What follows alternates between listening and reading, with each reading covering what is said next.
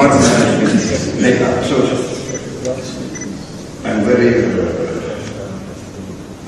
proud to be here, and I want to tell you, I'm not a professional politician. I'm not a good diplomat. I say what is in my heart. I come here a few days, but I learn a lot. I learned a lot from Prime Minister Modi's leadership programs and your commitment to alleviate poverty, your commitment to help the marginalized, to help the weakest part of your society is an inspiration for us. And I say, why not follow a good example, especially when you have many good examples. Thank you very much once again, and I would like to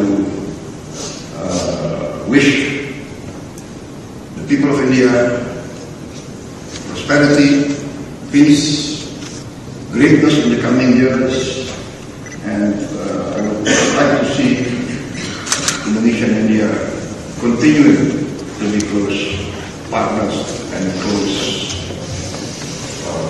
friends. Thank you very much.